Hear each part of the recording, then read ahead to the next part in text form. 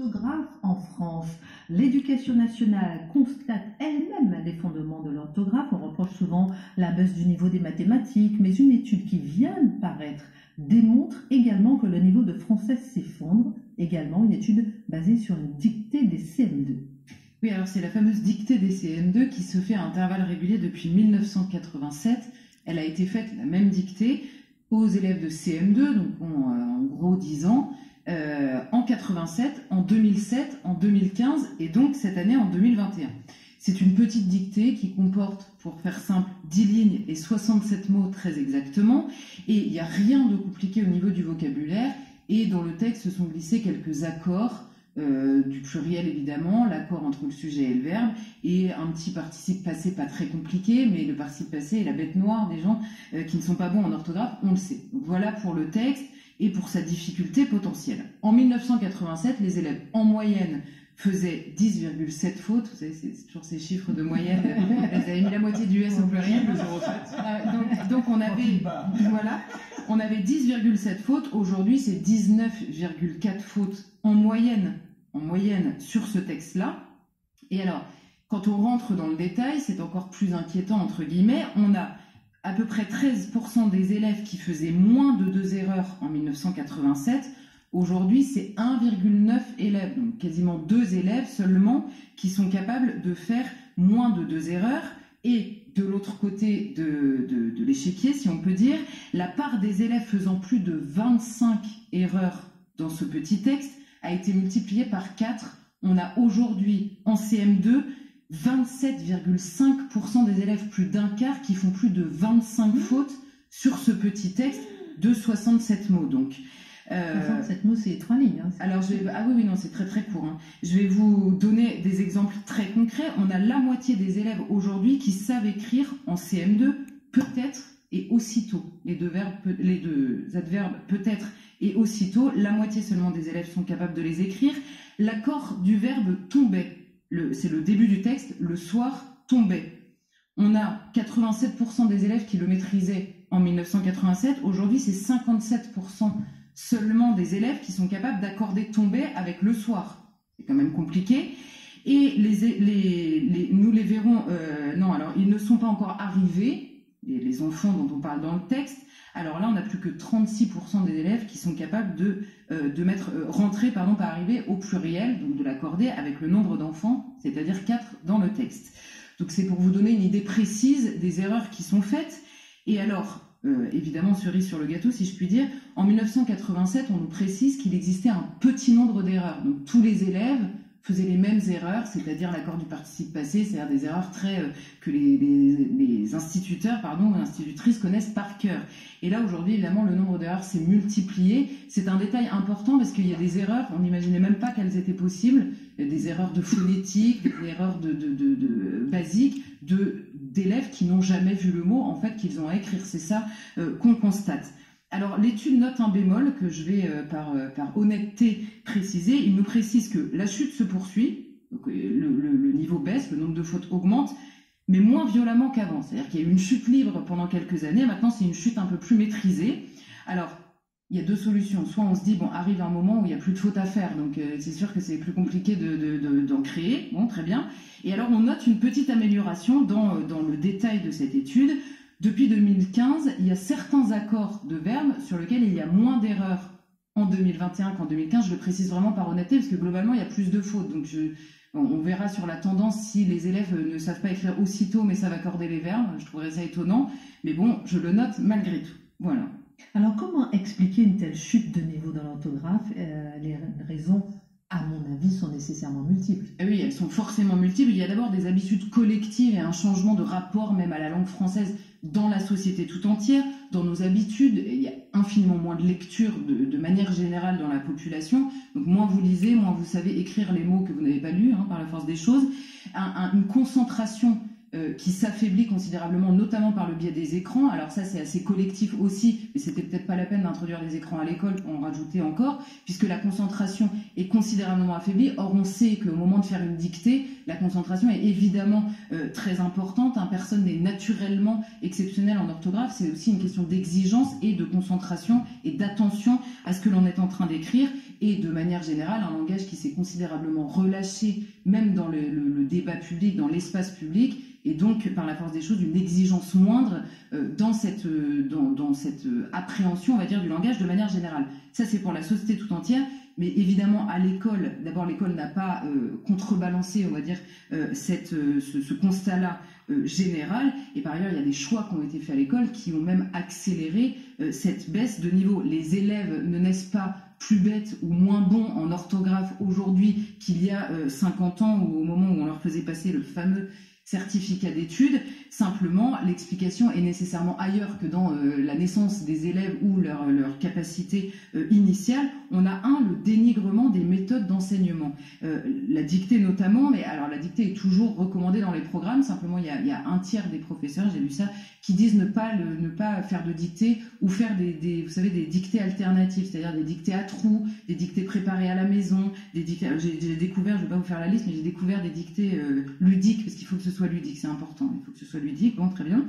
On a le rejet de la mémorisation, de la répétition, du par cœur qui ont été jugés par les fameux pédagogues trop simplistes. C'est trop simpliste. Résultat, si vous ne faites pas de la répétition, si vous ne faites pas de la mémorisation, même du vocabulaire, il y a un moment, ça ne vient pas tout seul non plus. Ensuite, il y a la question du diminution du nombre d'heures consacrées au français en général et à l'orthographe en particulier. J'ai trouvé un chiffre. Au début du siècle, du XXe siècle, du dernier siècle, il y avait 1338 heures par an de cours pour les élèves. Aujourd'hui, c'est 864. Donc, vous voyez qu'on a perdu un nombre d'heures considérable. Et par ailleurs, on a multiplié les matières enseignées. Donc, par la force des choses, le niveau baisse aussi par ce constat-là.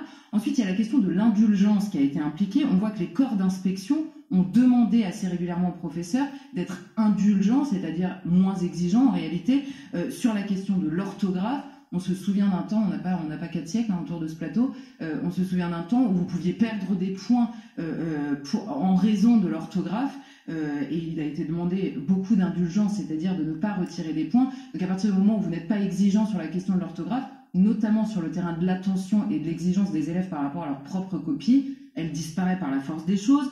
On a le manque d'exigence tout court. Et alors là, j'ai entendu ce matin, alors je crois que c'était hier soir, mais moi je l'ai entendu ce matin, sur une radio du service public, le directeur général de l'enseignement scolaire qui commentait cette étude. Alors il reconnaissait tout ce que je disais sur la lecture, sur le manque d'enseignement, etc. Mais il nous dit quelque chose. Il disait c'est très difficile de comparer les élèves entre 87 et 2021 parce qu'il y a beaucoup de choses qui ont changé à l'école, etc. Et il prononce cette phrase.